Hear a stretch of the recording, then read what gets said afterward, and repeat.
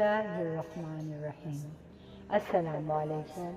Hafiza on line پر آج سے ہم ایک نیا سلسلہ مسلمان خواتین اور بچوں کی تربیت کے لیے شروع کر رہے ہیں، جس میں ہم حضور پاک صلی اللہ علیہ وسلم کی احادیث میں سے منتخب احادیث کا ذکر کریں گے، اور آپ سے گزارش ہے کہ آپ اس کو آگے پھیلائیں اور ہمارے ساتھ صدقہ جاریہ کا حصہ بنیں۔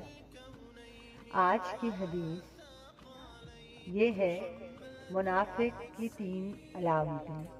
حضرت ابو ہریرہ رضی اللہ تعالیٰ عنہ روایت کرتے ہیں، حضور پاک صلی اللہ علیہ وسلم نے ارشاد فرمایا، 3 خصلتیں ایسی ہیں جو منافق ہونے کی نشانی ہیں، یعنی کسی مسلمان کا کام نہیں ہے کہ وہ یہ کام کرے۔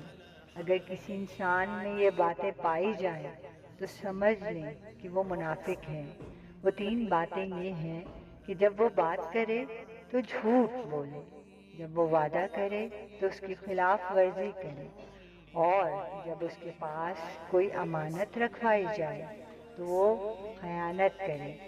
ایک روایت میں یہ اضافہ بھی ہے کہ چاہے وہ نماز پڑھتا ہو، وہ روزے رکھتا ہو، چاہے وہ دعویٰ کرتا ہو کہ وہ مسلمان ہے، لیکن حقیقت میں وہ مسلمان کہلانے کا مستحق نہیں۔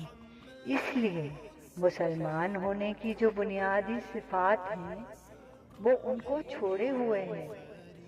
اللہ تعالیٰ ہمیں منافق ہونے سے اور منافقوں میں شامل ہونے سے بچائے اور ہدایت کے راستے پہ ہماری رہنمائی کریں۔